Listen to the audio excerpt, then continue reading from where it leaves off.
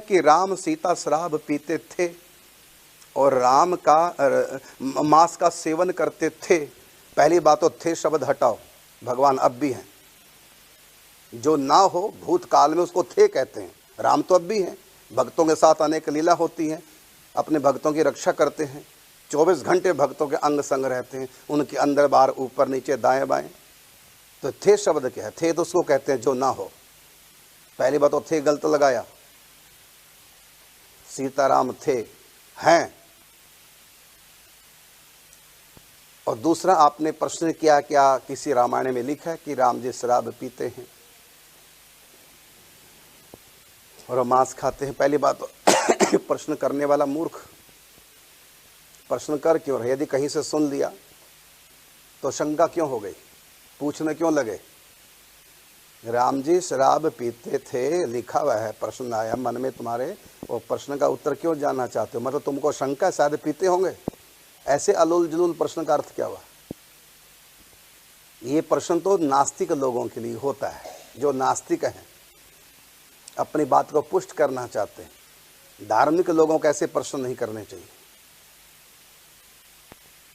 क्या तुम्हारे अंदर शंका है कि शायद भगवान जिसने कहा कि लिखा हुआ, शायद रामायण में लिखा होगा, शायद राम शराब पीते होंगे? तो लाखों साल की रामायण और आधी तुम प्रश्न कर रहे हो। लाखों सालों से सब लोग अंधे, किसी संत ने रामायण नहीं पढ़ी आज तक। दिन रात जो रामायण का पाठ करते हैं सब संत, तो आज तक किसी संत को तो मिला नहीं कि राम जी शराब पीते हैं, मांस खाते हैं। आज तक तो बात किसी संत ने कही नहीं। यदि कोई नास्तिक व्यक्ति कह रहा है, उसकी बात को क्यों महत्व दे रहे हो? लोग तो कुछ ही बोल देंगे। एक जगह लिखा है राजमास। राजमास किसको बोलते हैं? उड़द की दाल को मांस बोलते हैं। उड़द की दाल को संस्कृत में क्या बोलते हैं? मांस। ये उड़द की दाल को बोलते हैं और हमारे शास्त्रों में लिखा हुआ है। और पंजाबी में इसको बोलते हैं मां। मांस न बोल के पंजाबी में उड़द को क्या बोलते हैं? मां दी दाल। माने वही मां शब्द है, क्योंकि सा शब्द विसर्ग हो जाता है। जब संधि करते हैं तो विसर्ग और संधि छेद करते हैं तो विसर्गें हा बन जाती हैं और वो सा। तो इस प्रकार ये पंजाबी में कहेंगे मां और संस्कृत में कहेंगे मांस। और जो खाने वाला होता ना, जो लोग खाते हैं ये गंदे लोग, उसको मांस बोलते हैं। उस पर बिंदी लगी होती है, अंग की बिंदी, वो है मांस। और रामायण में जो लिखा है मांस। मांस और मांस में कितना अंतर है? मांस और मांस में कितना अंतर है? अभी देख लो, मां और मां कितना अंतर है? अर्थ भी दो है। मां यह है जिसपे ऊपर अंग की बिंदी लग जाए, चंदा बिंदी हो गया मां, उसका अर्थ हो गया माता जी, जननी, अगर बिंदी लग जाए। और मां के ऊपर बिंदी हटा दो कि मां शब्द है, उसका अर्थ हो जाता नहीं। मां शुचहा, शोक मत कर। तो मां का अर्थ क्या होता है? नहीं। और मां का अर्थ होता है मां, माता जी। तो एक बिंदी में अंतर, शब्द का अंतर पड़ गया। भीम पांचों पांडवों क्या कहेंगे? कुंती नंदन। भीम कौन है? कुंती नंदन। और कु के ऊपर बिंदी जो है, जिसे कुंती नंदन बना, कुंती नंदन का मतलब कुंती पुत्र, उसके ऊपर से केवल बिंदी हटा दो तो क्या बन गया? कुत्ती नंदन। पंजाबी में कुत्ती का मतलब कुतिया। कितना, एक बिंदी से कितना अर्थ बदल गया। इसी प्रकार रामायण में जो लिखा है बुद्धुओ, मांस शब्द है। मांस शब्द का अर्थ होता है उड़द की दाल। और इन नास्तिकों ने, हिंदू धर्म विरोधियों ने उस माह का शब्द क्या लगा लिया?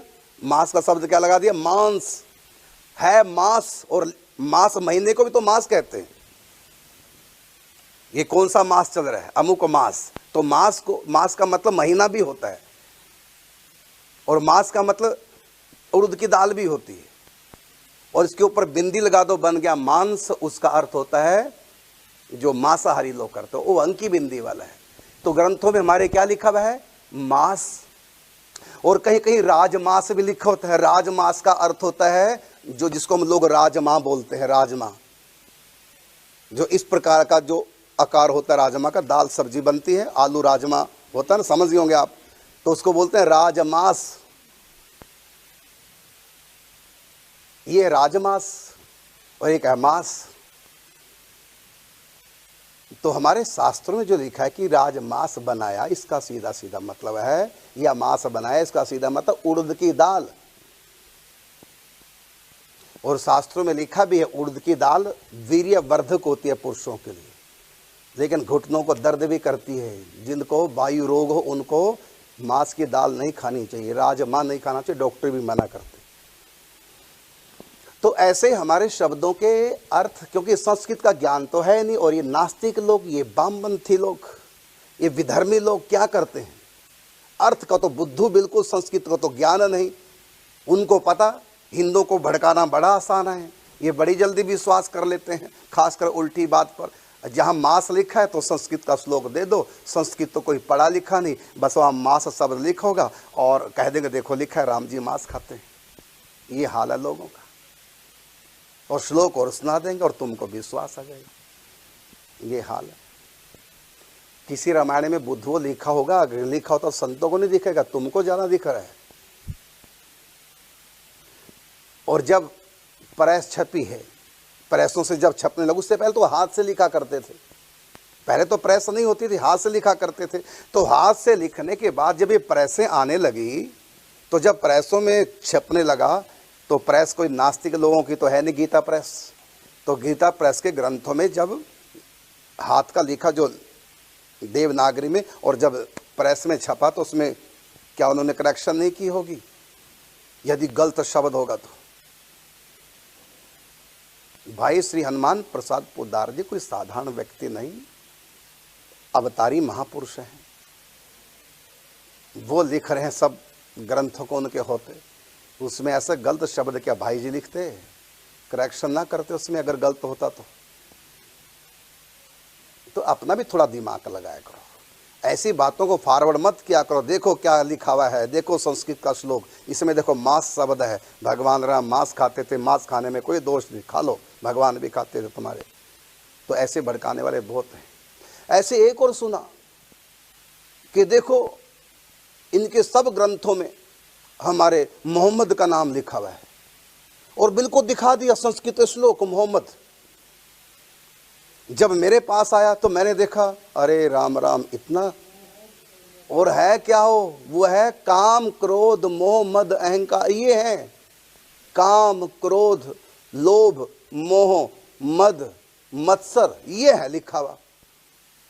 तो क्या किया, काम क्रोध लोभ मोह मद मत्सर, और क्लोजअप कर दिया, देखो मोहम्मद लिखा हुआ है इनके ग्रंथों में भी।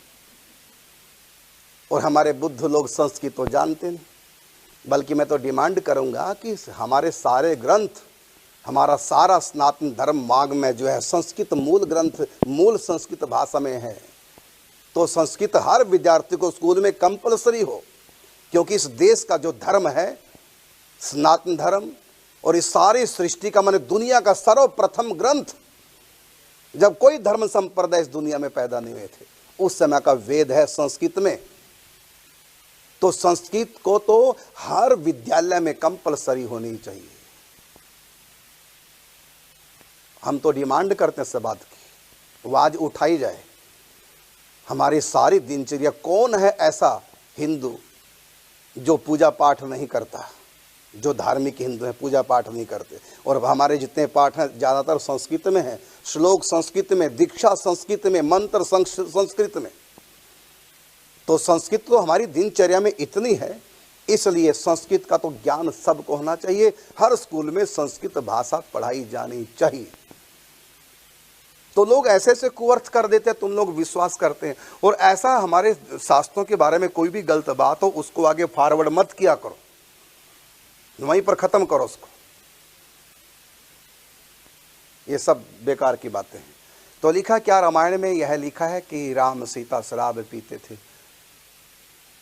तो जिस संत ने लिखी है रामायण, वो संत प्याज लहसुन तक नहीं खाते। तुम शराब की बात, वो शराब का अनुमोदन करेंगे, और राम जी शराब पिएंगे तो फिर संत भी पिएंगे ना साथ में। तो संत क्यों नहीं पीते? जिन्होंने ग्रंथ लिखा है रामायण जिन्होंने लिखी है वो तो प्याज लहसुन भी नहीं खाते, शराब मांस की तो बहुत दूर की बात। वो लिखेंगे, तुम लोग विश्वास कैसे कर लेते हो, शंका कैसे कर लेते हो।